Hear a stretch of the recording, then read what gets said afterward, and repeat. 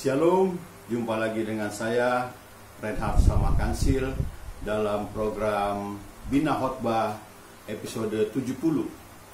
Kali ini kita akan belajar 7 cara membangun kecerdasan emosional.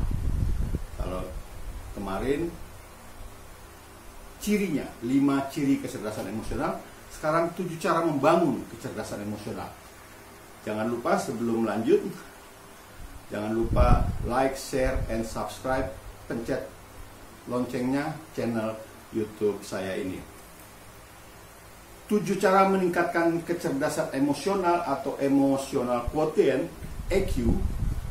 Bagaimana caranya? Kalau mereka yang memiliki kecerdasan emosional tidak terlalu tinggi, kecerdasan emosional, ketahuilah, dapat ditingkatkan. Ada 7 cara meningkatkan kecerdasan emosional seorang pengkhotbah. Yang pertama, mengenali emosi diri. Keterampilan ini meliputi kemampuan pengkhotbah untuk mengidentifikasi apa yang sesungguhnya pengkhotbah rasakan. Setiap kali suatu emosi tertentu muncul dalam pikiran pengkhotbah, harus dapat menangkap pesan apa yang ingin disampaikan. Berikut adalah contoh beberapa pesan dari emosi: takut, sakit hati, marah, frustasi, kecewa, rasa bersalah, kesepian. Kita harus mengenali emosi-emosi seperti itu. Yang kedua, melepaskan emosi negatif. Keterampilan ini berkaitan dengan kemampuan pengkhotbah untuk memahami dampak dari emosi negatif terhadap diri si pengkhotbah. Sebagai contoh, keinginan untuk memperbaiki situasi apapun, memenuhi target pelayanan yang membuat pengkhotbah mudah marah ataupun frustasi, seringkali justru merusak hubungan pengkhotbah dengan umat maupun kolega sesama rekan hamba Tuhan, serta dapat menyebabkan stres bagi diri si pengkhotbah. Jadi selama pengkhotbah dikendalikan oleh emosi negatif, justru tidak bisa mencapai potensi terbaik dari dirinya. Solusinya, lepaskan emosi negatif melalui teknik pendayagunaan pikiran bawah sadar, sehingga pengkhotbah maupun orang-orang di sekitar tidak menerima dampak negatif dari emosi negatif yang muncul. Ketiga, mengelola emosi diri sendiri. Pengkhotbah jangan pernah menganggap emosi negatif atau positif itu baik atau buruk. Emosi adalah sekedar sinyal bagi kita untuk melakukan tindakan mengatasi penyebab munculnya perasaan itu. Jadi emosi adalah awal, bukan hasil akhir dari kejadian atau peristiwa. Ada 3 langkah mengelola emosi diri sendiri. Yang pertama, menghargai emosi dan menyadari dukungan umat, dukungan jemaat. 2, berusaha mengetahui pesan yang disampaikan emosi dan meyakini bahwa kita pernah berhasil menangani emosi itu sebelumnya.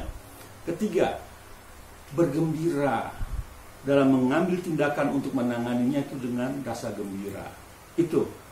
Kemampuan kita mengelola emosi adalah bentuk pengendalian diri yang paling penting dalam manajemen diri kita, diri pengkhotbah. Karena kitalah yang sesungguhnya mengendalikan emosi atau perasaan kita, bukan sebaliknya. 4, memotivasi diri sendiri. Menata emosi sebagai alat untuk mencapai tujuan merupakan hal yang sangat penting untuk memotivasi diri sendiri dan menguasai diri sendiri dan untuk berkreasi. Keterampilan memotivasi diri memungkinkan terwujudnya kinerja yang tinggi dalam segala bidang. Orang-orang yang memiliki keterampilan ini cenderung jauh lebih produktif dan efektif dalam hal apapun yang mereka kerjakan. 5, mengenali emosi orang lain. Mengenali emosi orang lain berarti kita memiliki empati terhadap apa yang dirasakan orang lain. Penguasaan keterampilan ini membuat kita lebih efektif dalam berkomunikasi dengan orang lain. Inilah yang disebut komunikasi empatik. Berusaha mengerti terlebih dahulu sebelum dimengerti. Keterampilan ini merupakan dasar dalam berhubungan dengan manusia secara efektif. 6, mengelola emosi orang lain.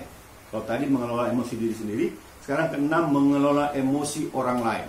Jika keterampilan mengenali emosi orang lain merupakan dasar dalam berhubungan antar pribadi, maka keterampilan mengelola emosi orang lain merupakan pilar dalam membina hubungan dengan orang lain. Manusia adalah makhluk emosional. Semua hubungan sebagian besar dibangun atas dasar emosi yang muncul dalam interaksi antar manusia. Keterampilan mengelola emosi orang lain merupakan kemampuan yang dahsyat jika kita dapat mengoptimalkannya, sehingga kita mampu membangun hubungan antar pribadi yang kokoh dan berkelanjutan, sustainable. Ketujuh, terakhir, memotivasi orang lain. Keterampilan memotivasi orang lain adalah kelanjutan dari keterampilan mengenali dan mengelola emosi orang lain. Keterampilan ini adalah bentuk lain dari leadership, dari kepemimpinan, yaitu kemampuan untuk menginspirasi, mempengaruhi, dan memotivasi orang lain untuk mencapai tujuan bersama. Bukankah kepemimpinan adalah cara atau pengaruh seseorang membuat orang lain melakukan sesuai yang diinginkan sebab mencapai tujuan bersama? Bukankah itu kepemimpinan?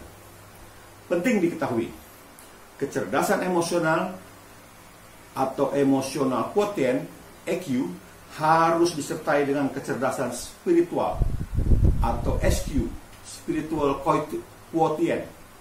Sehingga ada pelatihan yang menyebut ESQ, emotional spiritual quotient, kecerdasan emosional dan spiritual seorang pengkhotbah.